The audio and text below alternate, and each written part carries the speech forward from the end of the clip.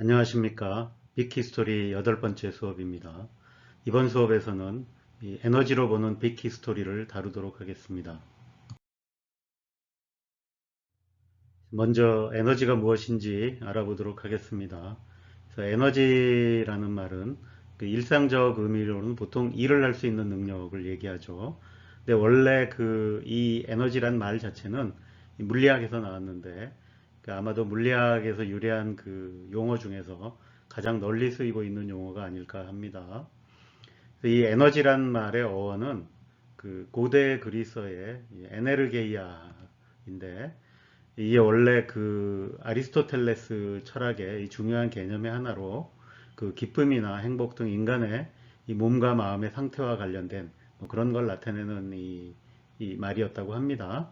근데 이것이 이 근대 이제 물리학이 발전하면서 이제 에너지라는 용어로 채택이 이제 되었습니다. 근데 이 에너지가 이 물리학에서도 그렇고 그 다음에 이 일상에서도 그렇고 중요해진 이유 중에 하나가 이 에너지 보존 법칙이 존재하기 때문입니다. 그래서 이 원래 에너지라는 말은 운동 에너지에서 이제 시작을 했는데 그 후에 여러 가지 에너지 중에서 특히 이제 포텐셜 에너지하고 운동 에너지하고 사이에는 이제 이 가장 먼저 이 에너지 보존 법칙이 성립한다는 게 밝혀졌고 그 뒤에 이 다양한 에너지 형태, 뭐 열 에너지라든지 전기 에너지 이런 등등을 다 포함해서도 이 에너지 보존 법칙이 성립한다라는 것이 이제 확립되면서 이제 에너지의 개념도 다양하게 확장이 되었습니다. 그래서 여러분들이 좀 익숙하지 않을 수도 있는 뭐 용어겠지만 이제 여러 가지 종류의 에너지들을 한번 알아보도록 하겠습니다. 운동 에너지라고 하는 것은 이 움직이고 있는 물체가 가지고 있는 그 에너지를 이제 재는 것으로 보통 이제 질량에다가 그 물체의 속도의 제곱을 곱한 것에다가 2분의 1을 곱해서 이렇게 이제 그 수식으로 쓰면 이렇게 써지는 이걸 이제 운동 에너지라고 합니다. 따라서 모든 움직이는 물체는 이제 그에 해당하는 운동 에너지를 가지고 있다라고 이제 볼 수 있는 거죠. 그 다음이 일이라는 개념을 조금 이해할 필요가 있는데 일이라고 하는 건 힘과 관련된 양입니다. 그래서 보면 내가 어떤 그 힘을 줘서 물체를 끌고 가면 그래서 그 힘에다가 물체를 끌고 간 그 거리를 곱해서 일이라고 정의를 합니다. 우리가 보통 생각하는 뭐 일하고 비슷한 면이 있죠. 내가 힘을 줘서 어떤 물체를 이제 밀면 일을 해줬다. 뭐 이런 건데. 근데 이 힘을 주면 당연히 그 물체가 이제 가속이 돼서 속도가 늘어나겠죠. 그래서 그 결과 운동 에너지를 증가시킵니다. 그래서 이 관계, 그러니까 이 일을 해주면 운동 에너지가 증가된다라고 하는 거를 이 일 에너지 정리라고 부릅니다. 그런데 그 일이라고 하는 게 이제 그 힘이 하는 일이니까, 근데 그 힘 중에서 그 일이라고 하는 게 결국 에너지하고 기본적으로 같은 양이죠. 그래서 이 물체 간에 작용하는 희미한 일을 이 에너지처럼 이제 볼 수가 있어서 이 포텐셜 에너지라는 개념을 도입을 할 수가 있습니다. 여러분들이 아마 그거 익숙한 게 이제 중력 포텐셜 에너지 같은 건데 물체를 내가 힘을 줘서 이 중력에 반해서 물체를 위로 들어 올리면 그 물체가 어떤 능력 같은 게 생기죠. 왜냐하면 그 물체를 놓으면 떨어지면서 이 운동 에너지, 그러니까 속력이 늘어날 테니까 운동 에너지가 증가하고 그 운동 에너지가 뭔가 또 다른 작용을 할 수 있는 거죠. 그럼 이렇게 올라가 있는 상태에서도 뭔가 이 물체가 이제 에너지를 가지고 있는 걸로 볼 수 있는데 그런 걸 이제 포텐셜 에너지라고 부르는 거죠. 이 포텐셜이라는 말 자체가 잠재된 능력 같은 거니까 이제 그런 그 힘과 관련된 이제 에너지를 포텐셜 에너지라고 부릅니다.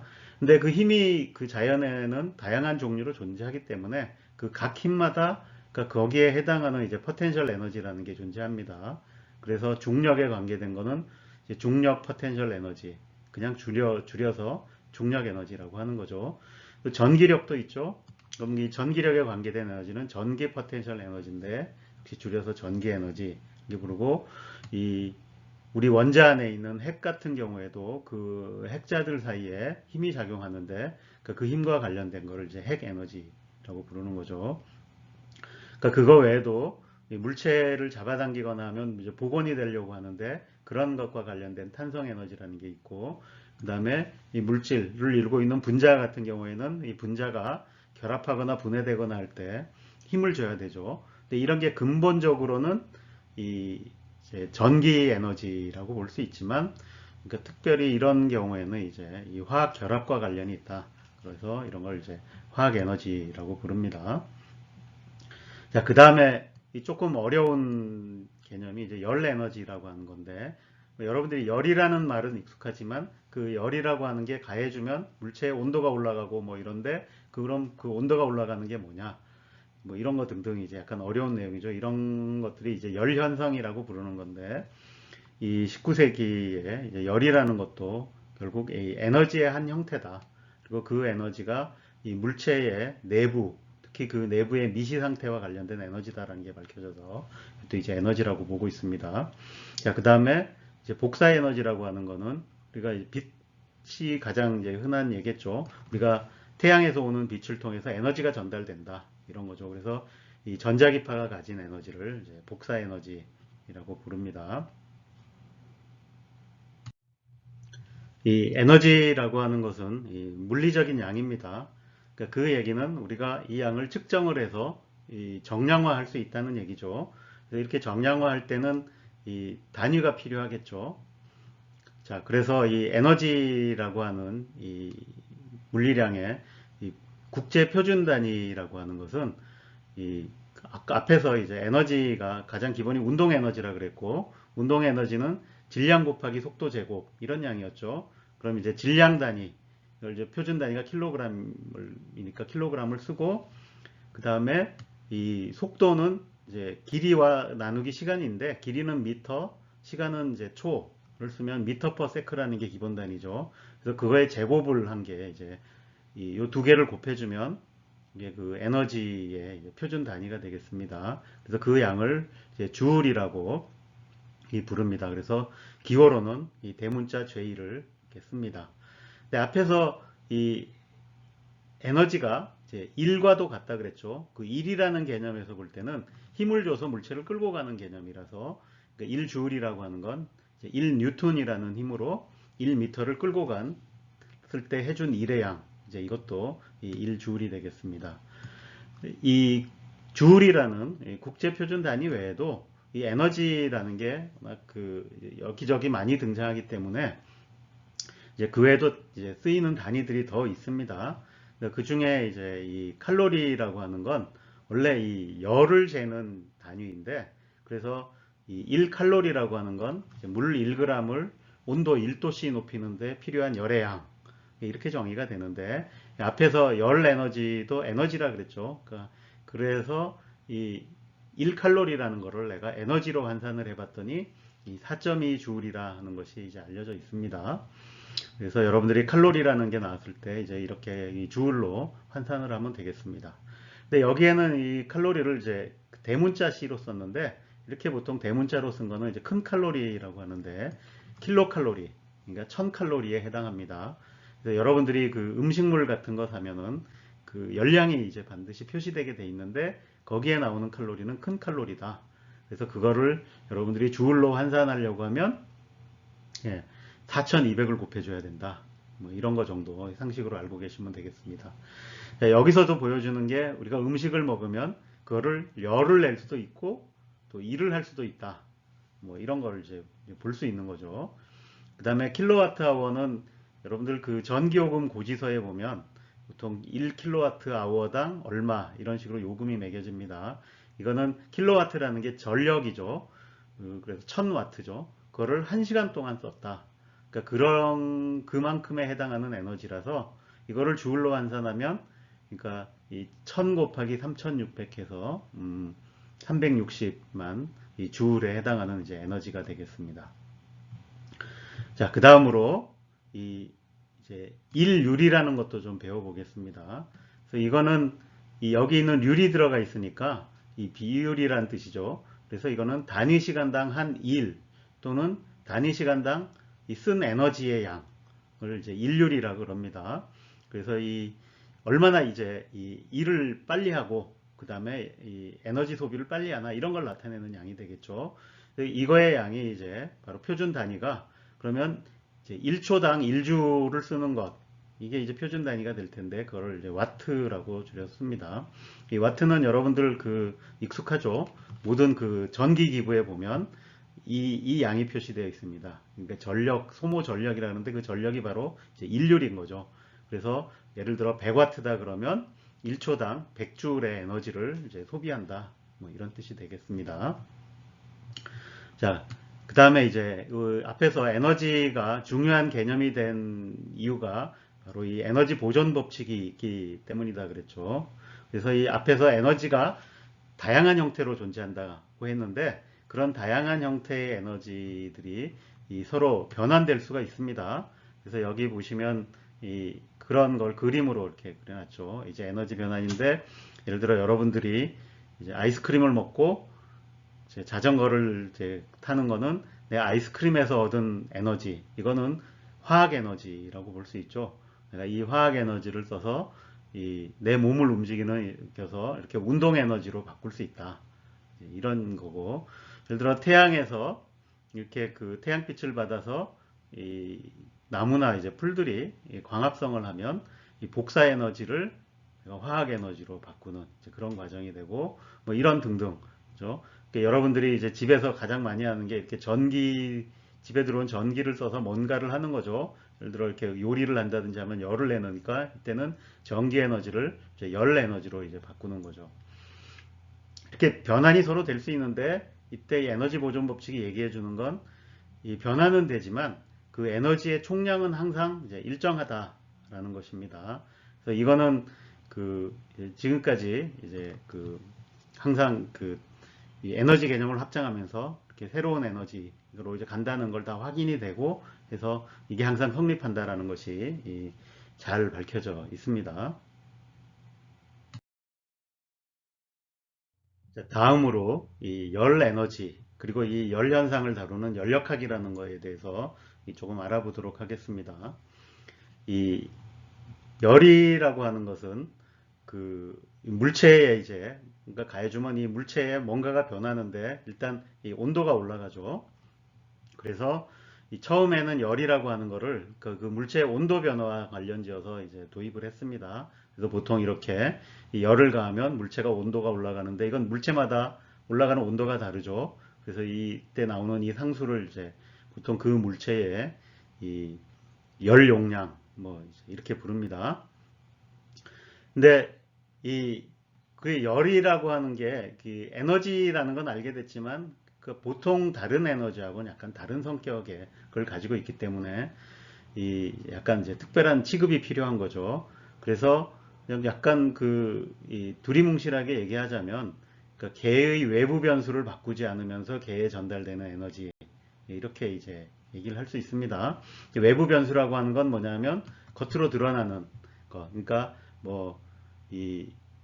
그 물체의 이제 질량이라든지 아니면 운동 에너지라든지 뭐 이런 것들은 달라지지 않는데 뭔가 우리가 뭔가를 해줬는데 이제 그 안에 내부에 이제 뭔가 에너지가 늘어나는 거. 그러니까 그 결과 이렇게 온도가 올라가고 이런 것들을 다 이제 열로 보는 거죠. 근데 사실 이제 그러면은 온도가 올라갔다 그러는데 그럼 온도는 또 뭐냐? 이것도 이제 쉽지는 않은데 여기서 이걸 자세하게 설명하기는 어렵고 그러니까 기본적으로 이제 우리가 이제 익숙하게 알고 있는 이 물질이나 물체의 온도라고 하는 건 결국 그 물질들이 이 원자로 이루어졌다는 게 다 밝혀진 이후에 우리가 그 원자들의 이제 상태를 봤더니 그러니까 기본적으로 예를 들어 기체 같으면 그 원자나 분자들이 가지고 있는 이 평균 운동 에너지와 온도가 관련이 있다. 그다음에 예를 들어 고체라도 그 고체의 원자들이 가만히 있는 게 아니라 이렇게 진동을 하는데 그 진동하는 이제 에너지들 이런 것들이 다 이 온도와 관련이 있는데 그게 결국 우리가 외부에서 열을 가해주면 온도가 올라간다라고 하는 것이 그 에너지가 바로 이 물질을 이루고 있는 원자들의 이제 상태, 그러니까 뭐 운동 에너지라든지 포텐셜 에너지 이런 게 이제 바뀌는 거에 쓰인다. 그러니까 그래서 그게 이제 온도다라는 걸 이제 알게 된 겁니다. 근데 약간 좀 어려운 얘기지만 그래서 이 미시적인 상태가 어떻게 분포하고 있나를 나타내 주는 게 이제 온도라는 것이 지금 이제 이 연력학과 그거를 이제 약간 통계역학에서 알아낸 사실들입니다. 자, 근데 어쨌든 이 열이라고 하는 것과 관련해서 이 연력학에서는 이 두 가지 또 법칙이 있는데 그걸 이제 연력학 제1법칙과 연력학 제2법칙이라고 합니다. 연력학 제1법칙은 이미 앞에서 나왔던 이 에너지 보존 법칙인데 그 에너지 보존 법칙 안에 이제 열을 포함시킨 거죠. 그래서 어떤 이제 우리가 다루려고 하는 개가 있으면 그 개가 가지고 있는 에너지 이 변화는 이 들어온 열, 그러니까 열도 에너지라 그랬으니까 이제 들어온 에너지에 해당하는 거죠. 열과 개가 받은 일도 에너지라 그랬죠. 그러니까 이 열과 일을 합친 것만큼 이제 에너지가 늘어난다. 그러니까 이게 사라지지 않는다라는 얘기죠. 그래서 이걸 이제 에너지 보존 법칙인데 이걸 연력학 제1법칙이라고 부릅니다. 그다음에 연력학 제2법칙이 이게 이제 약간 더 내용이 어려우면서 어떻게 보면 그 열이 가지고 있는 이제 독특한 성격을 얘기해 주는 건데 여러분들이 그 뜨거운 물체하고 차가운 물체를 접촉시켜 보면 이 뜨거운 물체는 온도가 내려가고 이 차가운 물체는 온도가 올라가서 같은 온도로 가죠. 그래서 결국 이걸 설명하려면 열이라고 하는 것이 온도가 이 높은 곳에서 이 낮은 곳으로 가는구나 라는 걸 알 수 있죠. 근데 그 반대로 그러니까 낮은 곳에서 높은 곳으로는 안 가더라. 그냥 해서는 안 간다. 저절로 흐르진 않는다라는 거죠. 그래서 뜨거운 물체하고 차가운 물체를 붙여놨는데 그 온도가 같아지는 게 아니라 차가운 물체에서 열이 뜨거운 물체로 가서 차가운 물체는 더 차가워지고 뜨거운 물체는 더 뜨거워지고 근데 이런 일은 일어나지 않는다라는 거죠. 근데 이게 연력학 제1법칙에서 보면 아무 문제가 없습니다. 왜냐하면 에너지는 보존이 됐으니까. 그래서 이 열 현상이라고 하는 건 에너지가 보존된다. 그러니까 열 에너지나 기타 다른 모든 에너지를 보존된다라는 것만 가지고는 설명이 안 되는 어떤 이 열에 이동하는데 방향성 같은 게 있더라라는 거고 그 방향성을 나타내 주는 게 바로 이 연력학 제2법칙입니다. 근데 이 열이 온도가 낮은 곳에서 높은 곳으로 저절로 흐르지 않는다라는 것과 똑같은 내용을 굉장히 다른 형태로도 표현할 수 있는데 그게 바로 뭐냐 하면 내가 일은 모두 열로 바꿀 수 있는데 열은 모두 일로 바꿀 수 없다. 뭐 이런 것입니다. 그래서 여러분들이 그 일을 해가지고 이걸 물체를 뜨겁게 할 수는 있는데 뜨거운 물체가 일을 하게 만드는 거는 완벽하게 다 이 에너지를 이제 그 열로 가지고 있던 에너지를 다 일로 바꾸지 못한다. 뭐 이제 이런 내용이 되겠습니다. 자, 그런데 이 연력학 제2법칙이 이제 열이 가지고 있는 이런 성질을 하는데 이걸 정량적으로 표현할 수 있을까라는 거를 좀 연구를 하다가 이제 엔트로피라는 양을 이제 도입하게 됩니다. 자, 그래서 엔트로피라는 양을 조금 이제 간단히 소개는 하려고 합니다. 뭐 이게 연력학을 처음 접해보는 사람들에게는 굉장히 생소하고 어렵게 이제 들릴 수 있을 겁니다. 그런데 어쨌든 이게 나타내려고 하는 게 앞에서 봤던 그 열이 가지고 있는 독특한 성질, 그러니까 열은 이동하거나 변환되는데 약간의 방향성이 있고 제약이 있다. 그러니까 이런 거를 이제 표현하는 이제 방식이다라는 걸 일단 염두에 두면 조금 더 와 닿을 걸로 생각을 합니다. 자, 그래서 이 엔트로피라는 양을 맨 처음에 이 클라우지우스라는 분이 이제 이런 식으로 정의를 했습니다. 어떤 개에 열이 들어왔는데 그 개의 온도가 T였다 그러면 이 들어온 열을 이제 온도로 나누는 양이 바로 그만큼 이제 엔트로피가 증가했다. 뭐 이런 걸로 했는데 그 이후에 이제 볼츠만이라는 분이 이거를 이 미시적인 그러니까 물질을 이루고 있는 원자들의 상태들을 다 봤을 때 이 엔트로피는 이제 그 주어진 거시 상태가 가지고 있는 미시 상태의 수다. 뭐 무슨 얘기인가 싶죠. 예, 하여튼 이런 식으로 정의했고 나중에 이 깁스라는 분은 조금 더 확장해서 이렇게 이제 이런 식으로 그 확률, 정보량 이런 개념 가지고 이제 이 엔트로피를 다시 정의했습니다. 나중에 이런 것들이 이제 정보 같은 걸 다루는 사람들에게도 나오기 때문에 이제 이런 식의 정의도 존재한다. 이 정도로만 하겠습니다. 자, 그래서 이 엔트로피를 저렇게 도입을 하면 이 앞에 나왔던 연력학 제2법칙을 이 정량적으로 표현할 수 있는데, 이제 그 정량적 표현이 개가 이제 어떤 개냐에 따라서 조금 표현이 달라집니다. 그래서 이 닫힌 개라고 하는 거는 다른 주변하고는 그러니까 에너지나 물질을 주고받지 않는 이렇게 고립되어 있는 상태의 개를 닫힌 개라 그러는데, 그 닫힌 개에서는 이 엔트로피가 감소하지 않는다라는 거죠. 그래서 이 수식으로는 이렇게 이 엔트로피의 변화량은 0보다 크거나 같아야 된다. 이제 이렇게 표현을 합니다. 그러면 결국 닫힌 개는 엔트로피가 감소하지 않으니까 무슨 일이 일어나면 뭐 계속 같든지 증가하든지 밖에 없죠. 그러니까 그런 식으로 변화가 계속되면 결국 궁극적으로 어떻게 되냐면 엔트로피가 최대인 상태가 될 겁니다. 그 최대가 된 상태를 보통 이제 평형 상태라고 부릅니다. 그래서 이런 닫힌 개는 그냥 놔두면 결국 시간이 흐르면 이제 평형 상태로 간다라는 것이 이제 연력학 제2법칙의 내용이 되는 거죠. 근데 이건 닫힌 개에서의 얘기고, 이제 열린 개라고 하는 건 이 외부하고 내가 뭔가를 이제 주고받을 수 있는 그런 개에서도 저 연력학 제2법칙이 어떤 이제 한계 같은 것을 주는데, 그거는 이제 어떤 상태로 주고받느냐 이거에 이제 따라 달라지는 겁니다. 그래서 조건에 따라서 지금 여기 보면 예를 들어서 이 부피와 온도가 일정하게 유지된다라고 했죠. 그럼 이 온도가 일정하게 유지되려면 뭔가 이 에너지를 주고받을 수 있어야 된다는 얘기가 됩니다. 그래서 뭐 그럴 때는 이제 이 헬름홀츠 자유에너지라는 것이 이제 있어서, 그러니까 이것이 이제 증가하지 않는다라는 걸로 이제 바꿔서 표현이 됩니다. 그때는 이제 엔트로피가 안 나오는 거죠.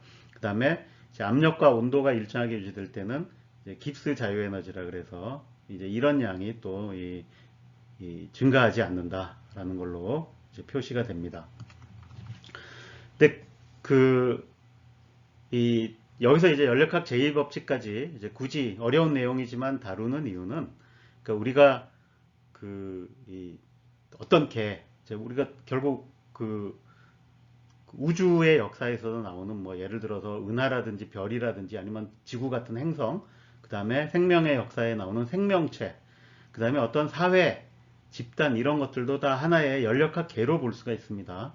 그래서 그 안에서 에너지가 이제 들고 나고 이제 외부하고 뭐 이런 등등을 이제 할 때, 그러니까 결국 닫힌 개라고 하는 것은 이 닫힌 개의 운명이 정해져 있다라는 거죠. 그래서 그 엔트로피가 감소할 수 없고, 엔트로피는 끊임없이 이제 증가를 해서 결국 평형 상태에 이릅니다. 평형 상태에 이르면 더 이상의 변화가 일어나지 않는다라는 거죠. 근데 결국 닫힌 개는 이렇게 뭔가 변화라든지 아니면 그 안에서 뭔가 이렇게 이제 재미있는 현상을 이제 만들어내지 못한다라는 얘기를 이제 하기 위해서인 겁니다. 근데 우리가 이제 빅히스토리에서 관심을 가지고 있는 개, 그러니까 예를 들어 지구라든지 태양이라든지 아니면 생명체 또는 인간, 사회 이런 것들은 그러니까 닫힌 개가 아닌 거죠.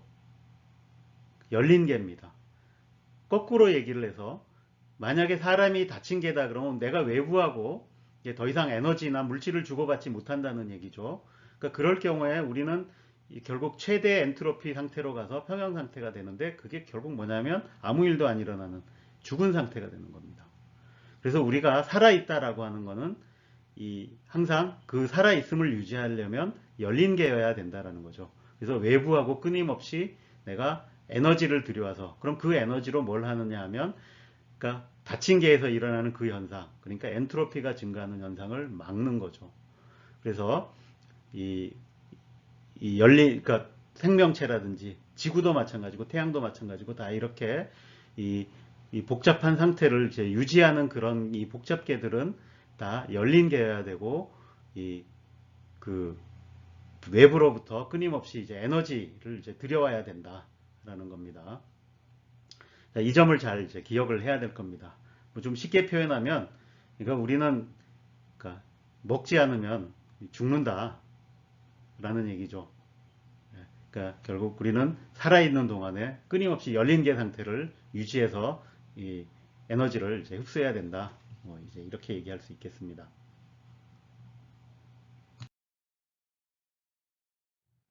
이제 어려운 이 에너지와 엔트로피를 조금 이제 배워봤으니까, 그러면 왜 이런 이 어려운 물리학 용어들을 이 빅히스토리에서 얘기를 하느냐, 이 점을 한번 생각해 보겠습니다. 그래서 이 빅히스토리에서 이제 왜 에너지가 중요하냐 하면, 일단 모든 이 역사에는 결국 물질이 등장하죠. 결국 인간도 물질이니까 이 물질과 에너지의 관계를 먼저 생각해 보면, 이 에너지끼리 서로 다른 형태의 에너지끼리 서로 변환될 수 있다 그랬는데, 그러니까 그걸 넘어서서 이 물질과 에너지도 서로 변환될 수 있습니다. 그러니까 물질 자체가 어떤 에너지의 한 형태인 거죠.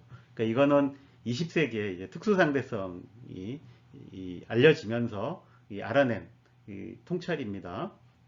그래서 그러니까 물질이 소멸하면서 그게 에너지가 될 수도 있고, 반대로 에너지로부터 물질이 이제 만들어질 수 있다. 그러니까 그렇게 생각하면 결국 모든 것의 근원이 에너지다라고 볼 수 있는 거죠. 그래서 이 우주에 있는 이런 모든 물질 이런 것들이, 그러니까 태초에 아마 우주가 시작할 때 어떤 에너지가 있어서 거기서부터 기원하지 않았을까, 뭐 이런 것도 생각해 볼 수 있다는 얘기죠. 자, 그 다음에 이제 이 두 번째로 이제 에너지를 생각하는 이 중요한 이유는 이 복잡계의 문제입니다. 그리고 이 빅히스토리에서 다루는 것이 근본적으로 보면 점점 복잡한 어떤 것들이 나타난다라는 거죠. 그죠? 그래서 이 별이 만들어지고 행성이 만들어지고 그 안에서 생명체가 탄생하고 그 생명체들이 진화를 하고 뭐 집단을 이루고 이런 것들이 새로운 복잡계, 그러니까 약간 전보다 더 복잡한 이 계를 이제 만들어내는 건데, 이렇게 물질이 모여서 이 복잡계를 만들고 유지하는 데는 에너지가 필요하다라는 거죠. 그러니까 이 에너지 유입이 끊기고 이 고립되는 순간 결국 이 닫힌 계가 되면서 죽음에 이른다라는 겁니다. 그러면 그 복잡한 그 상태를 유지를 못한다라는 거죠. 그렇기 때문에 우리가 항상 이 에너지라는 관점에서 이런 전체 계를 한번 생각해 볼 필요가 있기 때문에 이걸 다루는 거죠. 그 다음에 빅히스토리라고 하는 것이 결국 모든 진화, 그 우주 안에서 일어나는 다양한 진화를 다루는데, 여기에 대한 이 연력학적 이해가 이제 필요하다. 근데 이게 진화가 왜 일어나느냐를 이해하는데도 이제 필요한데, 이게 보면 그, 제, 빅히스토리 얘기할 때 복잡도가 증가한다 그랬는데, 그 말을 오해를 하면 안 됩니다. 이거는 우주 전체의 복잡도가 증가하는 것이 아니다. 이게 그러니까 여기서 복잡도가 증가한다라는 말은 뭐냐면, 이 복잡도가 증가한 이 국소적인 이 복잡계가 나타나는 것이다. 그러니까 우주 전체로 보면 우주가 닫힌 개입니다. 그러면 그 우주에서는 엔트로피가 감소할 수는 없어요. 증가해야 돼요. 그러니까 그래서 그 전체로는 더 이상 뭐 더 복잡해질 수가 없는데, 그렇지만 작은 지역에서는 이제 이 더 복잡한 이제 개가 만들어질 수 있다라는 거죠.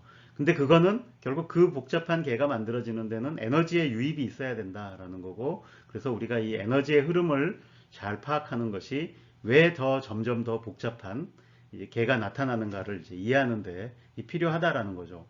결국 그런 과정, 그러니까 진화의 이유 또는 그 진화의 동력, 그러니까 이런 것들을 이해하는데 에너지 흐름 또 에너지의 획득이 굉장히 중요하게 작용하기 때문에, 그러니까 이런 관점에서 우리가 한번 볼 필요가 있다. 뭐 이런 것이죠.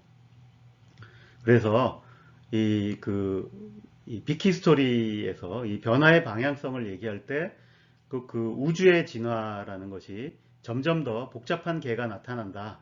그러니까 이제 이런 걸로 이제 얘기는 했는데, 근데 사실 이 말 자체에서 이 복잡하다라고 하는 것이 생각보다 좀 정량화가 어렵습니다. 그러다 보니까 모든 사람이 동의하는 어떤 이 정의라든지 이제 계량화 이런 게 안 되는 거죠.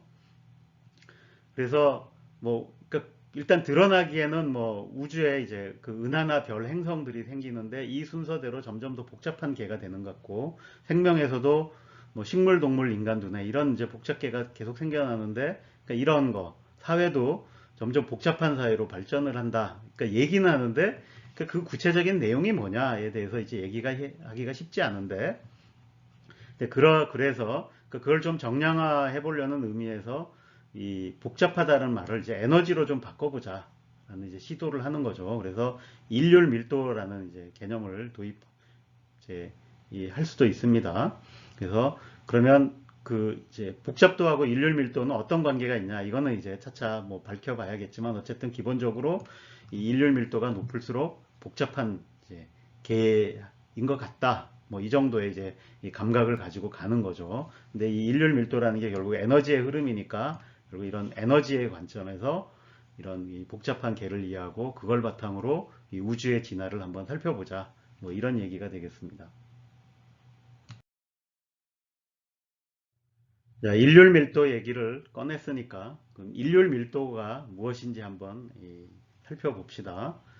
이 일률 밀도라는 개념은 그 에릭 체이슨이라는 분이, 이분은 이 천체 물리학을 하시는 분인데 비키 스토리에도 관심을 가져서 이런 이제 좀 정량화할 수 있는 양으로 복잡도 대신에 좀 써보자라고 이 양을 도입을 했습니다. 그래서 이 대충 이제 그분은 이제 에너지 레이트 덴서티라는 이제 말로 썼는데, 이거를 뭐 에너지 흐름률 뭐 이렇게도 해봤다가 했는데, 결국 그냥 좀 이 의미를 명확하게 하는 의미에서 일률 밀도라고 일단 번역을 해봤습니다. 그래서 이건 뭐냐면, 그러니까 어떤 개가 있는데 그 개 전체에 이제 일률, 그러니까 에너지가 흘러 들어가는 비율이 있을 겁니다. 근데 에너지가 얼마나 흘러 들어가느냐, 이거는 일률에 해당하죠. 그래서 이 와트라는 단위를 쓰는데, 근데 그거를 이 질량으로 나누는 겁니다. 그러니까 이건 그럼 이제 덩치가 클수록, 개가 커질수록 당연히 클 테니까 정량화하기 위해서 이제 이 밀도 개념을 도입한 거죠. 근데 그 밀도를 이제 질량으로 나눴으니까, 그래서 이 일률 밀도라고 하는 건 단위가 이제 와트 퍼 킬로그램이 될 겁니다. 그래서 킬로그램당 몇 와트의 일이 항상 흘러 들어오느냐, 이런 걸로 한번 재보겠다라는 거죠. 그래서 이거를 이제 복잡도라는 거 대신에 이제 저거를 재서 이 진화 과정, 그 우주의 진화, 뭐 생명의 진화, 사회의 진화 과정에서 나타나는 것들을 한번 우리가 정량화해서 비교해보자. 뭐 이런 겁니다. 그래서 이 양은 이제 정량화가 일단 가능하죠. 그래서 그러니까 그걸 통해서 이게 점점 커지는 것, 그러니까 에너지하고 연결이 되니까, 그 에너지라는 것이 사실은 물리학에서는 그 동력학하고 직접적으로 연결되어 있는 것이니까, 여기서도 그런 진화 과정의 동력학하고 이제 혹시 뭐 연결되지 않을까 하고 시도를 해보는 겁니다. 물론 다 좋은 점만 있는 건 아니죠. 근데 그러니까 그 일률 밀도가 변하는 것만 우리가 이게 큰 변화를 이제 잡아내는 거니까. 근데 일률 밀도는 변하지 않고도 충분히 또 재미있고 중요한 일들이 일어날 수 있죠. 예, 그런 거는 이제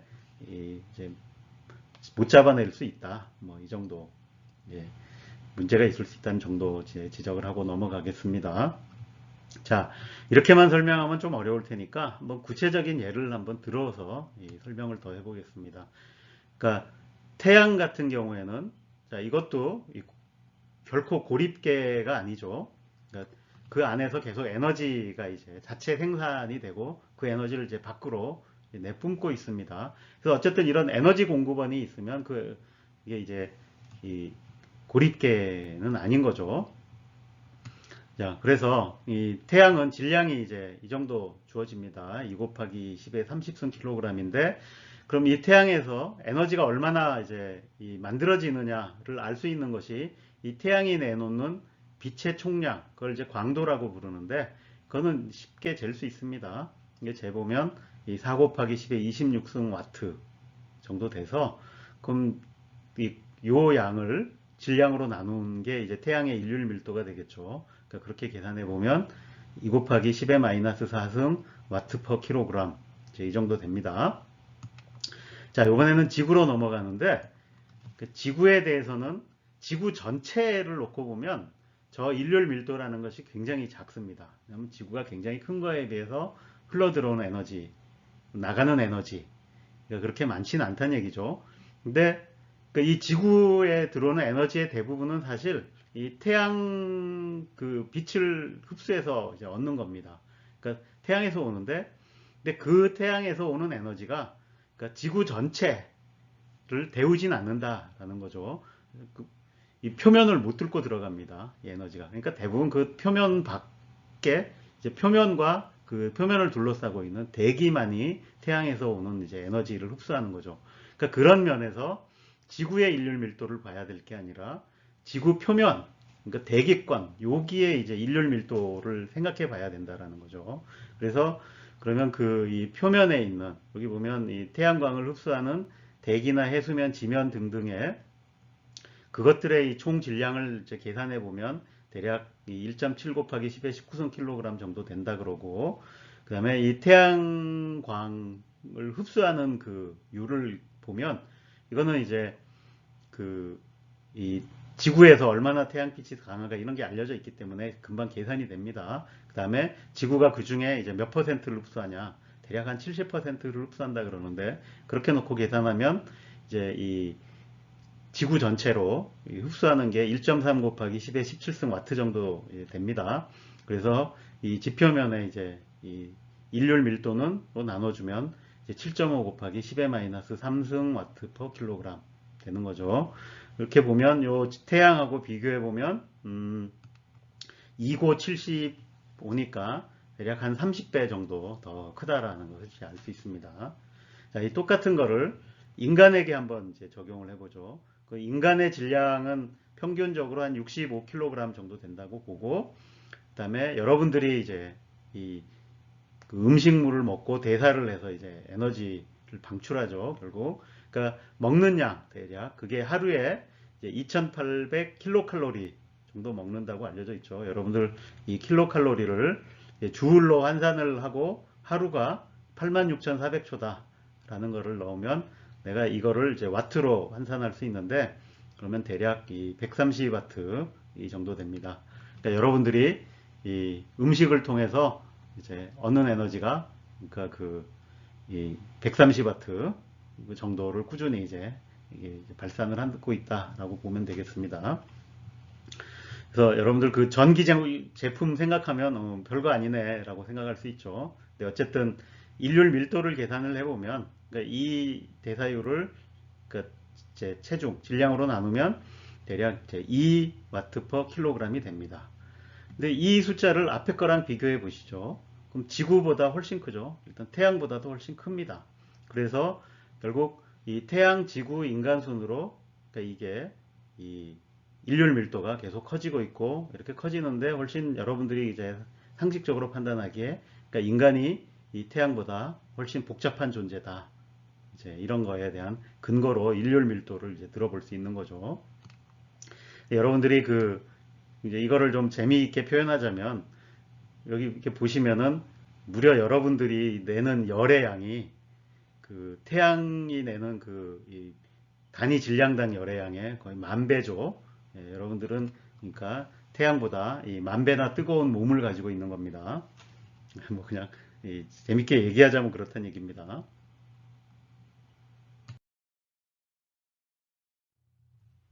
이 앞에서 그 태양하고 지구하고 이제 인간 이거 일률 밀도 계산을 해봤는데, 그러니까 이 우주의 진화 과정을 이렇게 이제 세 단계로 나눠서 물리적인 진화. 그러니까 이 과정은 주로 이제 이 물질이 뭉쳐서 이 은하와 별과 그다음에 행성 등등이 이제 만들어지는 그러니까 그 단계. 뭐 물론 그 이후도 다 물리적인 이제 그 진화가 일어나긴 하지만, 그다음에 이 생명이 탄생한 이후에는 이제 이 생물학적 진화가 일어나고, 그다음에 인간이 이제 이 탄생하고, 그다음에 그 후에 이제 문화라는 걸 만들어낸 이후에는 이제 문화적 진화. 그러니까 이런 단계들이 일어나는데, 그러니까 그 과정에서 여러 가지 이제 복잡한 시스템들이 만들어졌죠. 그래서 이 은하계, 태양, 지구, 뭐 식물, 생물체로 와서 식물, 동물, 사회 이런 식으로 만들어져 가는데, 그러니까 이것들을 그 일률 밀도를 이렇게 계산을 해보면 이렇게 꾸준히 증가해 왔다라는 걸 이제 보여주는 거죠. 이렇게. 지금 여기 보면 이 X축은 그 개가 만들어진 시간을 나타내는 거죠. 여기 보면 은하가 이제 대충 여기는 기가 2열 어거우니까 여기가 이제 보면 120억 년 전이라는 뜻입니다. 여기는 90억 년 전. 그래서 대략 태양이 만들어진 거는 46억 년 정도 전이죠. 그래서 그러니까 이렇게 시간이 가면 갈수록 점점 더 일률 밀도가 큰 이런 복잡계가 등장을 했다라는 것입니다. 물론 여기 이 점선들이 나타내는 건 뭐냐면, 그러니까 예를 들어 지구가 만들어져도 그 일률 밀도가 일정한 게 아니라 시간에 따라 역시 이것도 진화한다. 그러니까 시간에 따라 변한다라는 거죠.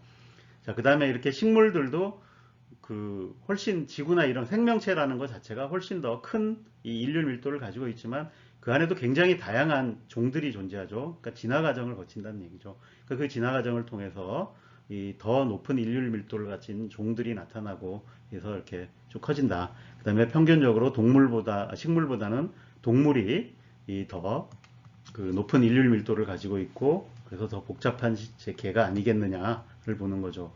그리고 인간들이 만든 그 사회를 보면 그 사회도 농경사회, 그 다음에 그러니까 수렵채집사회, 농경사회, 문명사회에서 이 산업사회로 넘어오는, 그러니까 그런 과정에서 계속 인류 밀도가 이제 증가해 왔다. 그러니까 이런 걸 통해서 우리가 이 우주의 진화라는 것이 점점 더 복잡한 시스템이 나타나는 걸 우리가 조금 더 정량적으로도 이해해 볼 수 있겠다라는 것입니다. 물론 여기에 하나하나 구체적으로 이렇게 해보면 그것도 재미있는 내용들이 많지만, 그러니까 이 1시간 안에 이제 다 담기에는 너무 양이 많은 것 같아서 그냥 이 정도로 설명하고 넘어가도록 하겠습니다. 자, 이제부터는 에너지라는 것을 중심으로 해서, 그러니까 이 빅히스토리에서 이제 어떤 내용들이 담겨져 있는가, 를 이제 몇 가지 좀 흥미가 더 큰 것부터 해서 한 번씩 살펴보도록 하겠습니다. 일단 이 에너지의 기원 문제부터 생각해 봅시다. 자, 앞에서 우리가 에너지 보존 법칙이라는 것을 이제 얘기를 했죠. 그러니까 에너지의 총량은 변하지 않는다. 그럼 내가 이걸 우리 우주 전체에 적용해 보면 우리 우주가 가지고 있는 에너지도 그러면 시작부터 지금까지 똑같아야 된다는 얘기죠. 그럼 그 에너지는 시작부터 존재해야 된다라는 얘기가 되는 겁니다. 그럼 그 에너지는 이제 어디서 오느냐, 이걸 궁극적으로 이제 봐야겠죠. 자, 그래서 그걸 이제 쫓아가는데 시작부터 하기는 어려우니까 반대로 한번 해봅시죠. 그래서 우리가 당장 이제 인간이 쓰고 있는 그 에너지는 이제 어디서 오나를 생각해 보면 지구하고 태양에서 오는데, 이 지구에서 오는 에너지는 이제 이 양적으로 미미하니까 결국 우리가 쓰고 있는 대부분의 에너지는 이 태양에서 오는 복사 에너지를 쓰는데, 우리가 그걸 어떻게 활용하냐 하면 보통 음식을 먹어서 얻죠. 근데 그 음식을 먹는 거는 결국 그 식물들이 저 복사 에너지를 이제 화학 에너지로 바꾸는 광합성이라는 과정으로 이렇게 해서 탄수화물이라는 형태로 저장을 이제 해놓은 거를 우리가 먹는 거죠. 그 다음에 심지어는 그렇게 저장해 놓은 거를 굉장히 오래 묵혔다가 지금 인간들이 꺼내 쓰고 있죠. 그런 게 이제 화석 연료 같은 거죠. 그 다음에 이제 최근에는 이 태양빛으로부터 직접 전기 에너지를 이제 얻는 태양광 발전들을 하고 있죠. 네. 이런 식으로 이제 온다. 결국 뭐 간단하게 얘기하면 현재 인간이 쓰는 대부분의 에너지는 결국 태양에서 오는 거다라고 볼 수 있는 거죠. 그렇다면 그 태양의 에너지는 그럼 어디서 오는가? 그러니까 이거는 이제 20세기 와서야 밝혀진 내용이죠. 그래서 태양에서 나오는 그 에너지는 이 수소를 이제 연료로 해서 헬륨을 만드는 이 핵융합 반응에서 나오는 핵에너지다라는 거고, 그 핵에너지가 이제 굉장히 오랫동안 유지될 수 있는데, 그래서 이 태양의 수명은 대략 100억 년 정도 되고 현재 나이는 이제 46억 년 정도 된다라는 거죠. 그럼 약간 더 그 기원을 따지고 가자면, 그럼 그 태양의 이 연료, 그럼 수소는 어디서 온 거냐? 라고 물어볼 수 있죠.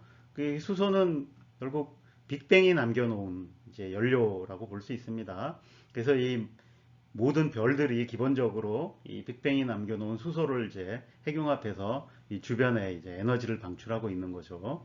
근데 그럼 이 수소가 존재하려면 그러니까 현재의 그 입자물리 가지고 이제 설명을 하는데 결국 그 입자물리는 모든 물질에는 이제 반물질이라는 게 존재하고 이 성질이 거의 같아서 항상 똑같은 식으로 남는데 이 저 수소가 남아 있으려면 반수소는 없고 수소만 남아야 되는 그런 문제가 생깁니다. 그러니까 이것을 이 물질 반물질 비대칭성이라 그러는데 그러니까 이게 생겨야 돼요.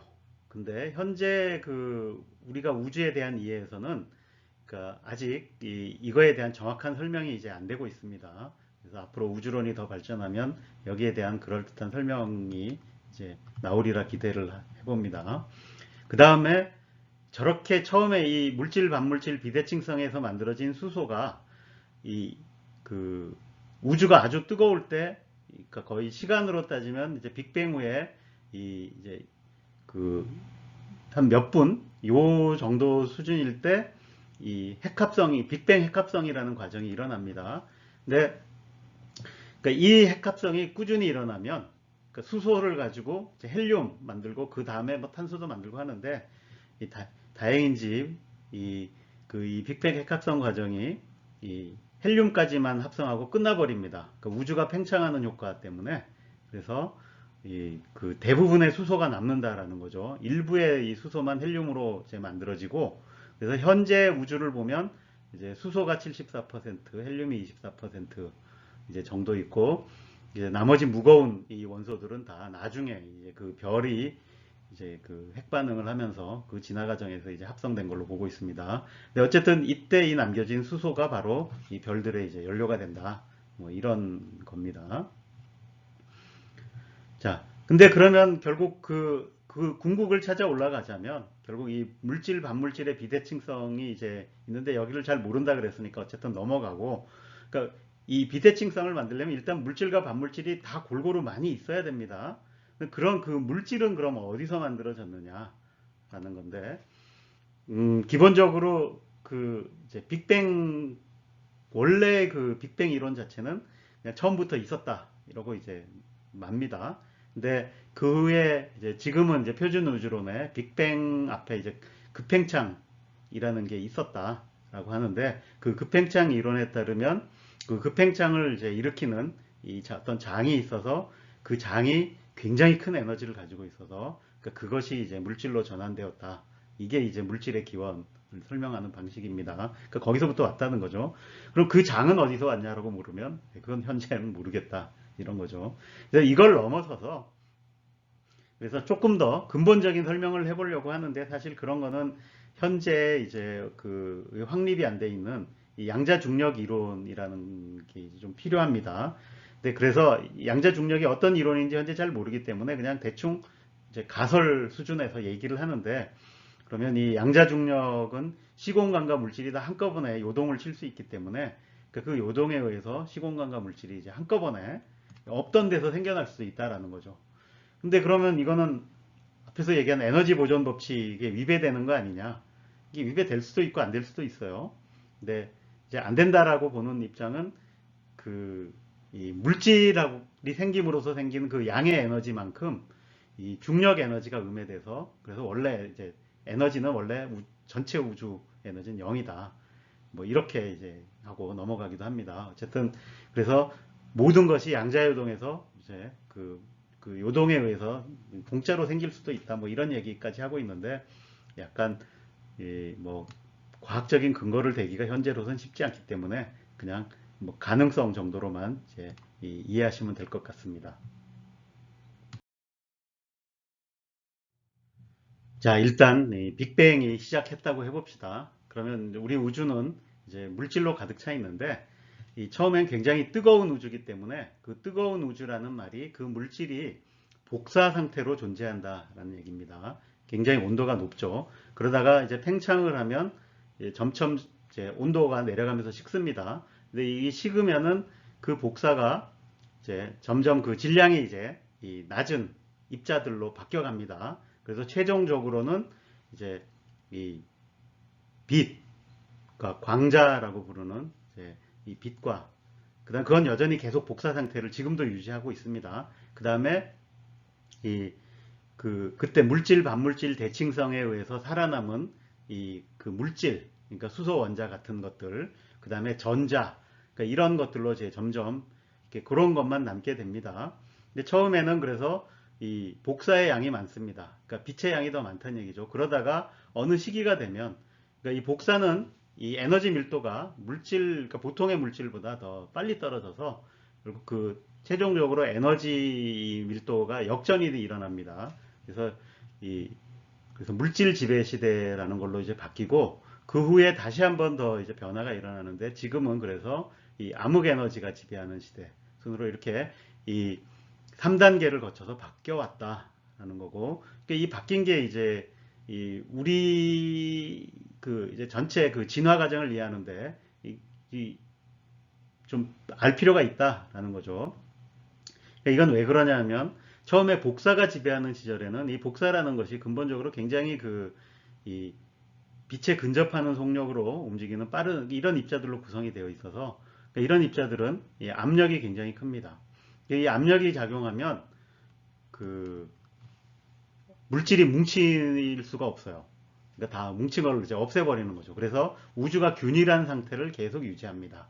그러니까 근데 우리가 존재하려면, 그 다음에 이런 복잡계가 생겨나려면 기본적으로 중력이 작용해서 불균일해져야 돼요. 그러니까 어디는 물질이 많고 어디는 물질이 적고 하는 일이 생겨야 된다라는 거죠.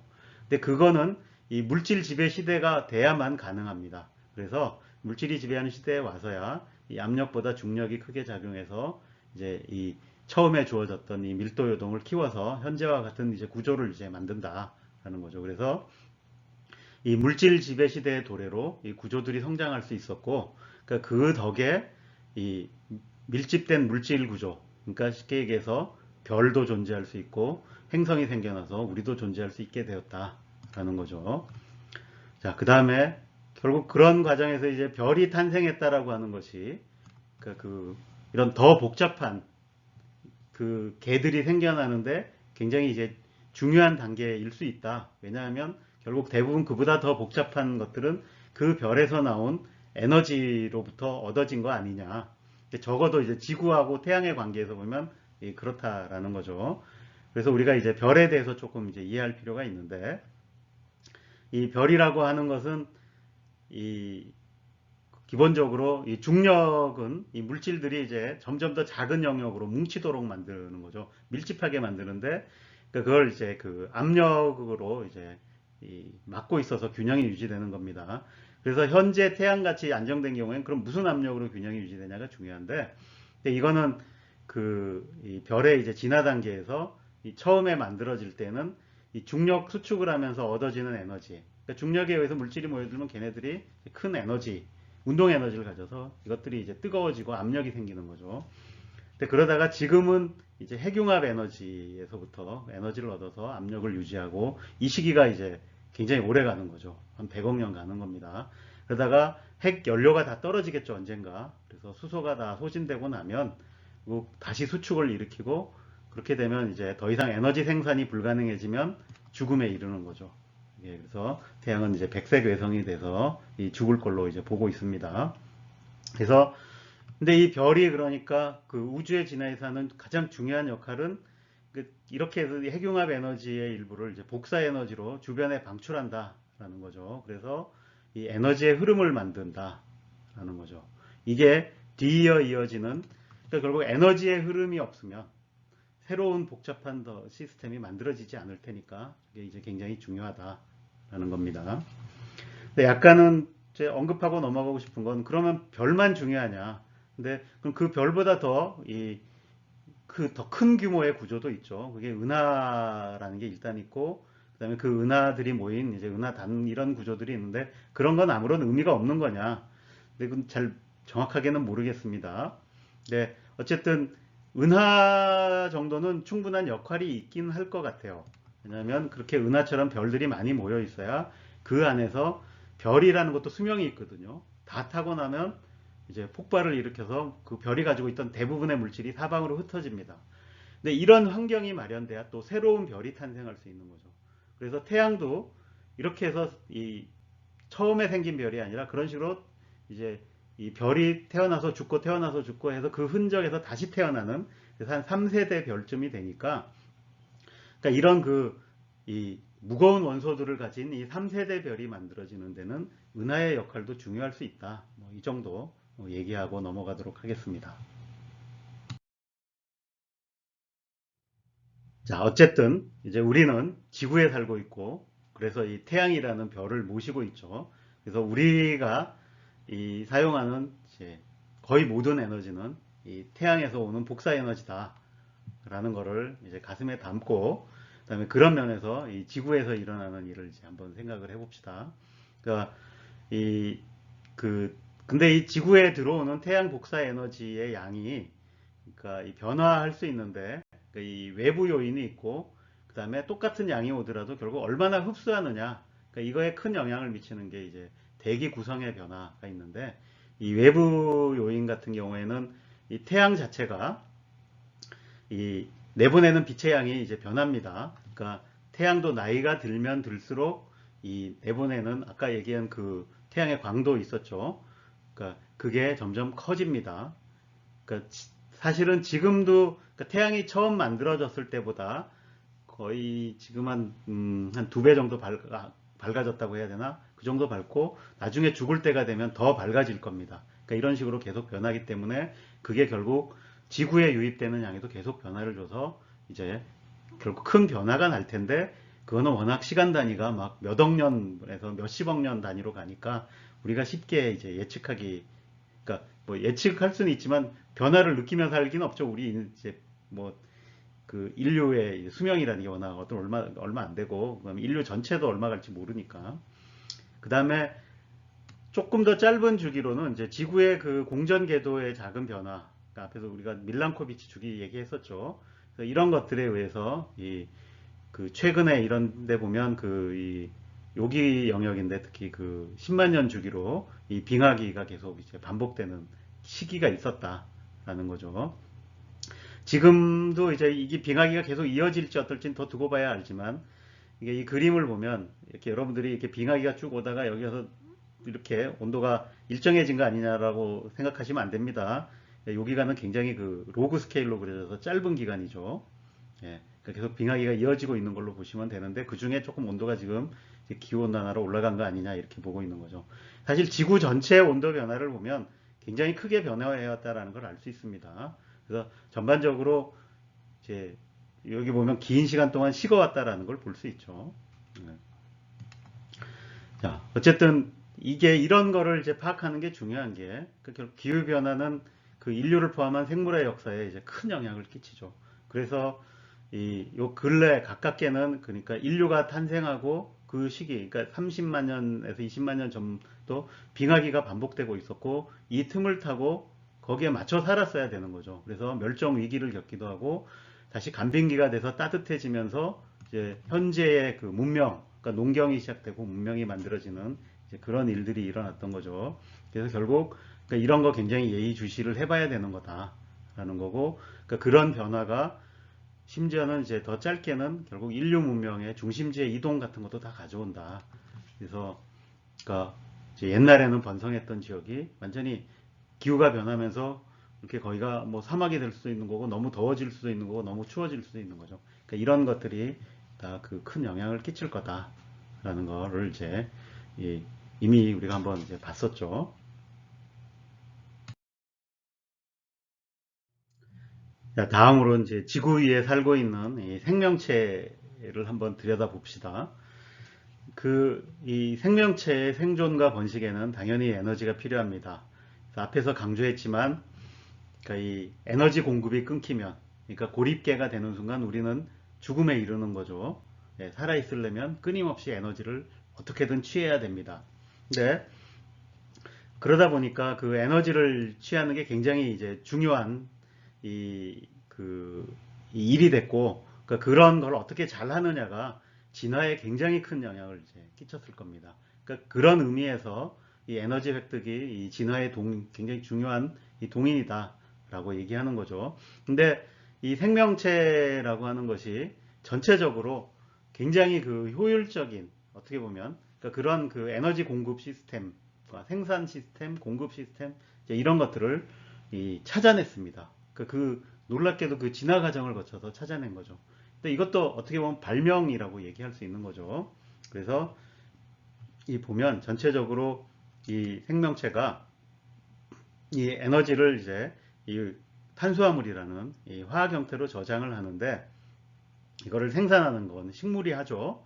그래서 이 주로 태양광을 이용해서 식물들이 하는데 그럼 식물만 사는 것이 아니라 그러니까 그렇게 생산한 것들을 이제 뺏어 먹는 그러니까 이제 이 포식도 생겨났다라는 거죠. 그래서 이런 과정을 거쳐서 그 다 살아가고 있는데 이게 보면 결국 이게 굉장히 모든 생명체가 공통적으로 가지고 이런 개를 가지고 있다라는 거죠. 그래서 이 탄수화물 유통망을 가지고 있고 그 탄수화물을 이제 각 세포로 보내서 그 세포 안에서 이 미토콘드리아라는 기관에서 이 ATP로 바꿔서 이 실제로 필요한 데는 전부 이 ATP를 공급해서 이제 이 살아가는 데 필요한 이제 화학 반응을 하더라라는 거죠. 그러니까 그런 의미에서 이 생명체에게 있어서 굉장히 그 중요한 두 가지 발명 그게 바로 이 미토콘드리아라는 것과 엽록체라는 거라고 이제 볼 수 있는 거죠. 그래서 이 미토콘드리아라고 하는 건 이 저장된 이제 탄수화물에 저장된 에너지를 굉장히 효율적으로 쓰는 이 방법을 이제 가지고 있는 일단 일종의 ATP 공장 같은 겁니다. 그래서 이 세포에 에너지 공급을 하는데 이 규격화를 하고 효율화를 했던 거죠. 그래서 포도당 하나 넣으면 이 32개의 ATP를 생산해서 이 세포 안에 여기저기 다 필요한 대로 이제 이 에너지 공급을 해주는 거죠. 근데 그 미토콘드리아라는 게 생긴 이후에 이렇게 에너지 공급이 원활하게 되기 때문에 그 에너지를 바탕으로 해서 훨씬 더 복잡하고 다양한 일들을 할 수 있게 되는 거죠. 그런 걸 하는 다양한 이 소기관들이 생기면서 세포의 기능이 굉장히 다양화할 수 있었던 거죠. 그러니까 이렇게 뭔가 이 더 복잡한 단계로 나가는 데는 이 에너지 공급 체계라는 게 그만큼 중요한 거를 세포 안에서도 이렇게 이제 보여주는 게 아니냐 뭐 이런 거죠. 그다음에 이제 이 생산도 해야 뭐 공급을 할 수 있겠죠. 근데 그 생산하는 건 이제 이, 이 광합성이라는 걸 이제 발명을 해냈습니다. 그래서 그러니까 이걸 이제 처음 한 전에 이제 시아노박테리아 같은 것들이 이제 발명을 해내서 이 이산화탄소와 물로부터 이 포도당과 산소를 이제 만드는 이런 탄수화물을 만드는 과정이 있었던 거죠.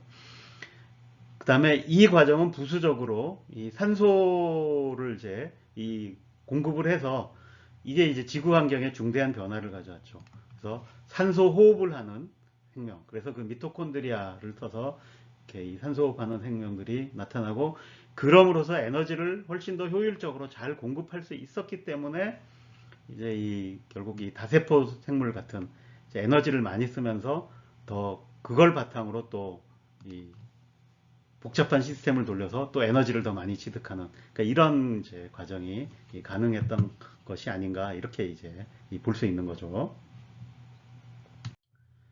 네, 이렇게 그 전체 그 지구 생태계를 보면 결국 이 에너지를 생산하는 건 그 식물들이 하는 거죠, 현재. 물론 이제 앞으로는 인간들이 나서서 그 직접적으로 태양광으로부터 에너지를 생산하는 걸 얼마나 할지는 모르겠지만 적어도 이제 지금까지는 그 기본적으로 식물들이 이제 광합성을 통해서 했는데 그럼 그 총 광합성량은 얼마나 될까 생각해 볼 수 있죠.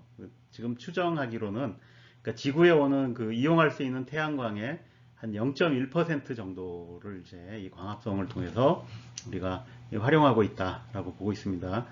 굉장히 낮아 보이죠. 예. 글쎄 저게 근데 실제로 저거보다 더 높일 수 있는지 없는지는 이제 모르겠습니다.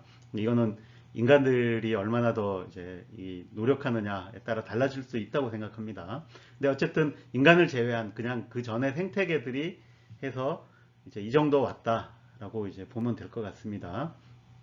근데 저렇게 그 생산하는 거 말고 이 다른 체계로 이제 에너지를 얻는 방법도 발명했죠. 그게 이제 바로 포식이라는 거죠.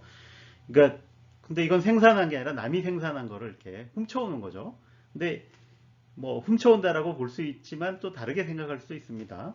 근데 이게 그래서 이 도대체 생산보다 포식 전략이 뭔가 유리한 점이 있느냐? 근데 확실하게 유리한 건 저 포식을 통해서 내가 더 많은 에너지를 그러니까 얻을 수 있다라는 거죠. 그러니까 이거는 앞에서 우리가 일률 밀도 관점에서 보면 그러니까 단위 질량당 더 많은 에너지 흐름을 만들어낼 수 있지 않나. 그러니까 그게 이 식물보다 이 동물이 더 일률 밀도가 높은 이제 이런 게 되겠죠.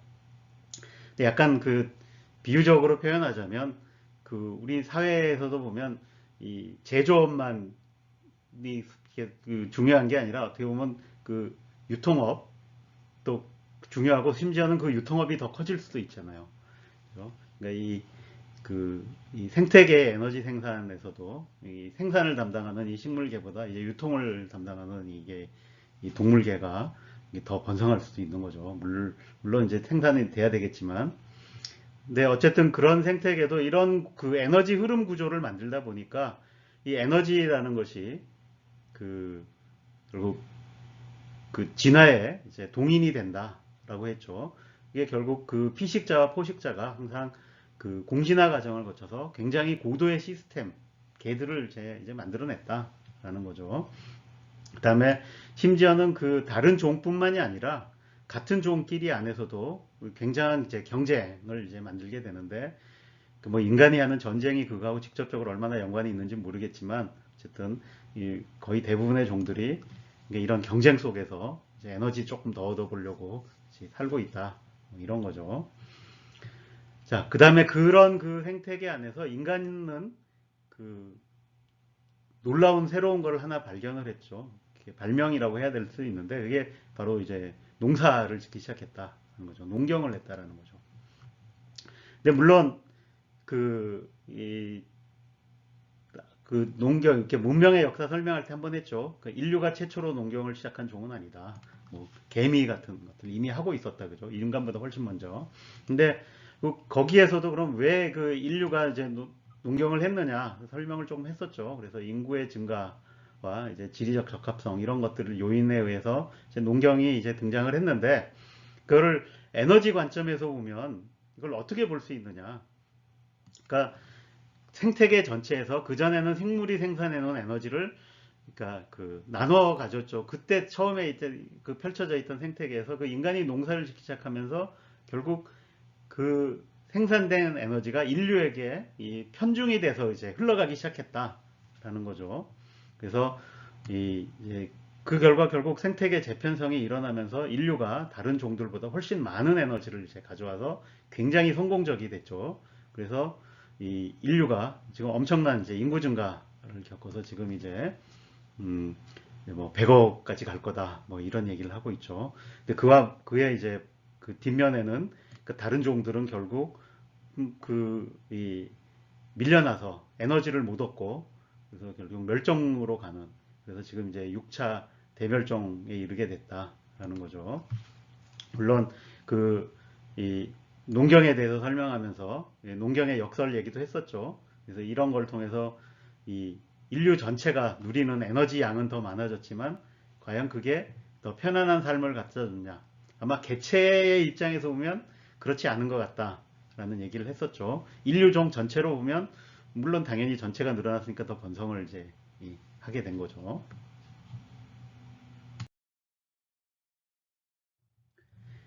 그 인류가 이 농경을 이제 발명한 것보다 그 더욱더 큰 변화를 가져왔던 게 사실은 그 화석 연료를 이제 사용하기 시작했다라는 겁니다.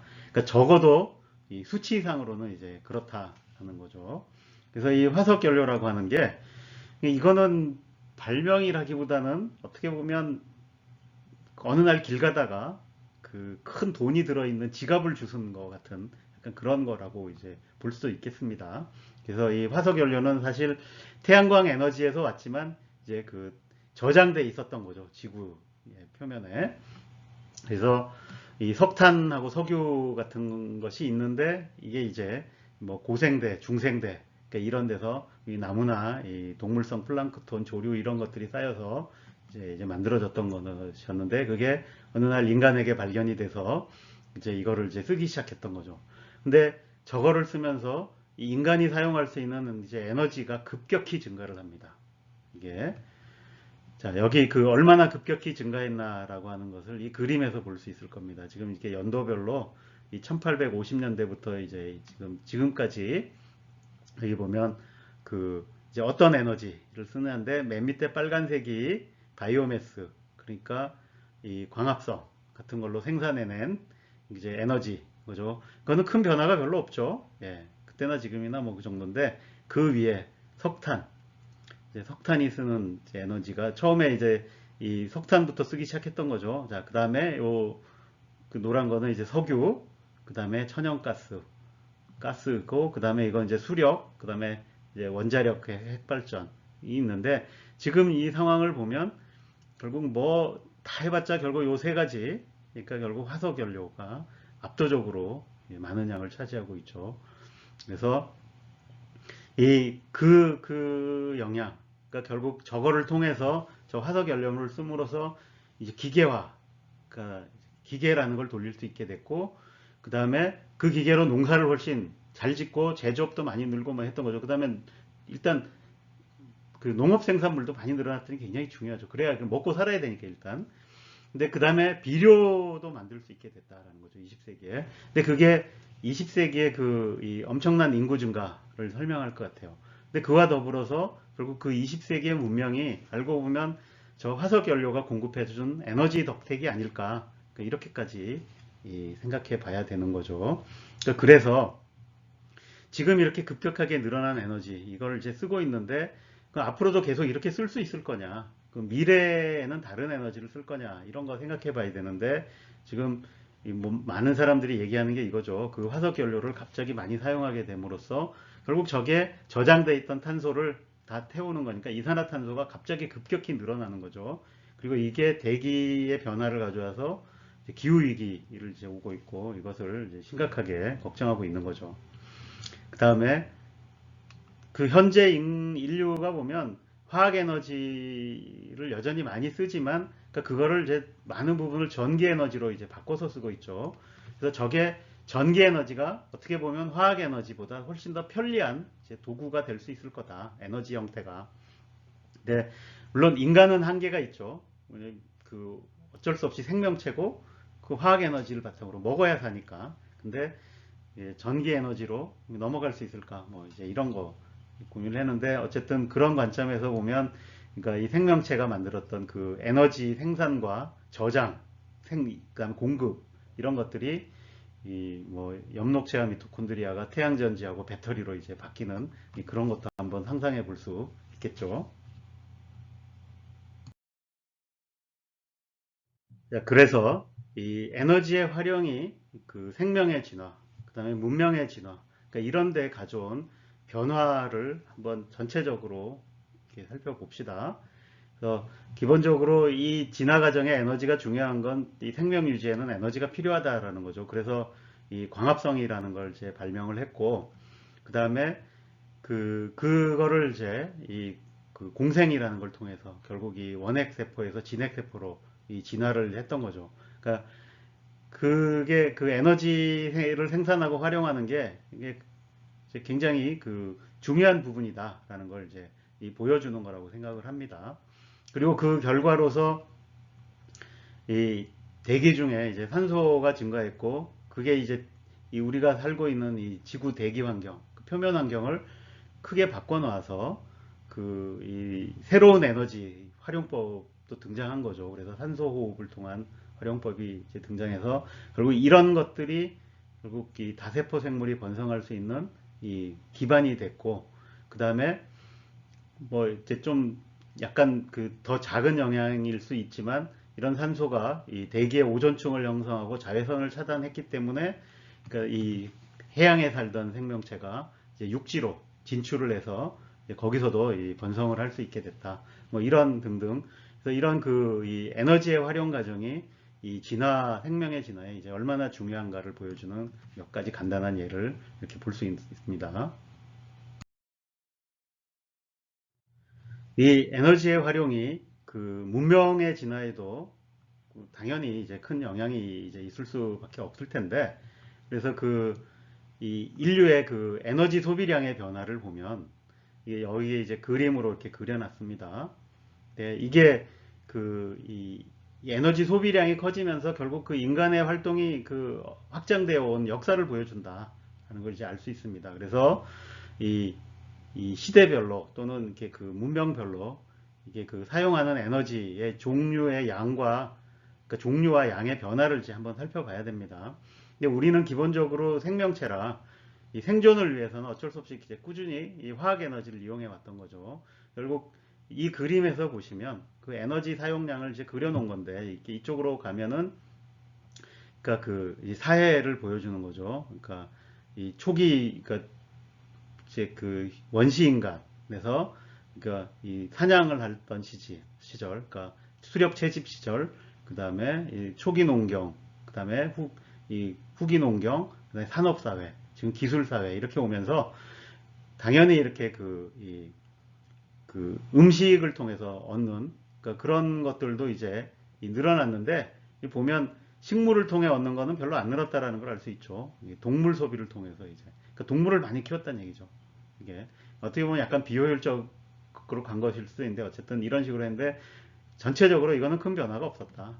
대신에 이 산업화가 되면서 이 화석 에너지, 그러니까 그 화석 연료를 많이 쓰게 되고 그다음에 전기 에너지라는 것도 만들게 되면서 이런 것들이 이 뒤에 와서 이제 급격한 변화를 일으키게 되는 거죠. 물론 이렇게 농업을 하면서도 이 이동이라든지 이런데 이제 조금씩 이런 것들이 도움이 됩니다.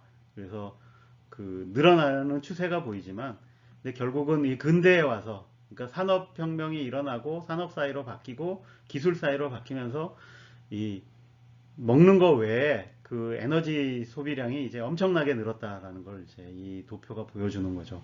그래서 인간의 활동이 늘었다라는 거죠. 그러니까 단순히 생존을 하기 위해서 쓰는 에너지는 이건 당연히 늘 리가 없는데 그 외에 이제 많은 활동을 이제 하게 됐는데 어느 게 먼저냐는 좀 생각해 봐야 될 것 같아요. 그래서 결국 이게 서로 간에 그러니까 에너지가 늘어남으로써 활동이 늘어나고 그 활동을 통해서 또 다르게 더 많은 에너지를 얻는 방법이 돼서 이게 이 양의 대먹임 효과를 가져오지 않나 뭐 이렇게 볼 수 있는 거죠. 그래서 이 에너지 획득량과 이 사회 발전 단계에 따라서 이게 달라진다라는 거고 그 에너지가 어디에 쓰이느냐 또 굉장히 이제 다르다. 그러니까 쓰이는 데가 다르다는 얘기는 그 에너지가 들어간 것의 효과가 다르다는 얘기죠. 그래서 수렵 차집 사회에서는 결국 그 에너지가 이제 생존하는 데 주로 쓰였던 거에 비해서 농경 사회에 오면서 그 에너지량이 확 느니까 결국 이게 이 생존을 이제 개체의 생존을 넘어서 사회 규모가 이제 커지기 시작했던 거죠. 그러다가 이 화석 연료를 쓰기 시작하면서 다시 한번 그전과 비교할 수 없는 이 인구화 문명의 이제 급성장을 이제 가져왔다라는 걸 이제 볼 수 있는 거죠. 근데 이런 걸 보고 나면 이런 의문이 들죠, 이제. 그래서 과연 저 에너지의 소비량 증가 없이 사회가 발전할 수 있을까? 그러니까 그냥 일정한 에너지만 계속 쓸 수 있다 그러면 거기서 더 진부하지 못하고 그냥 그 상태를 유지하든지 뭐 이렇게 되지 않을까라는 그런 이제 이 생각을 이제 할 수 있는 거죠. 여러분들은 어떻게 생각하는지 한번 각자 의견을 정리해 보시기 바랍니다.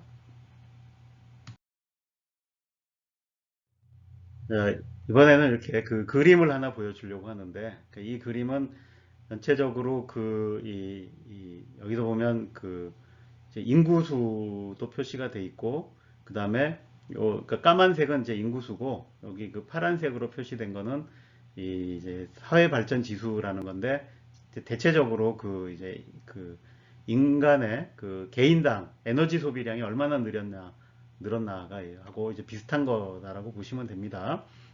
그래서 쭉 보면 그러니까 대략 여기가 기원이라고 보면 한 4,000년 전부터 지금까지 전체 변화를 보면 많은 변화가 있는데 사실 이게 여기선 잘 안 보이죠. 변화가 있는 겁니다. 근데 이게 안 보이는 이유는 뭐냐면 워낙 최근에 이게 급격히 증가했어요.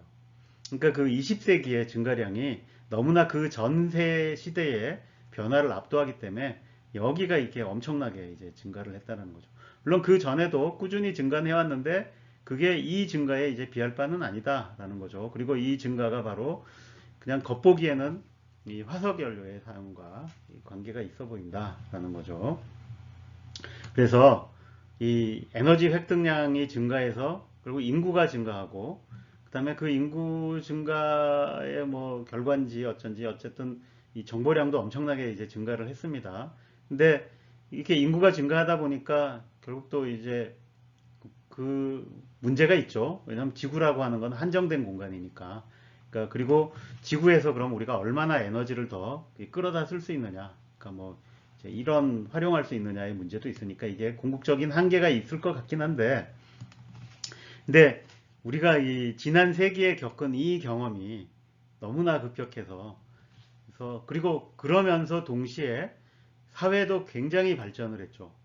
그러니까 이 정보화 사회 뭐 그러면서 이 엄청나게 서로 연결망이 만들어지고 이렇게 변화를 겪었는데 그러니까 그러다 보니까 제 그 앞에서 그러니까 예, 했던 이 에너지와 관련된 질문에 이어서 결국 이 사회가 발전하는데 인구 증가가 얼마나 중요한가? 그러니까 인구가 줄어들면 사회가 퇴화할 것이냐? 뭐 이런 제 의문도 들기 시작하고 그 다음에 그럼 에너지가 계속 그 늘릴 수 있다면 그럼 인구는 계속 증가할 거냐? 이런 걸 이제 물어볼 수 있는 거죠.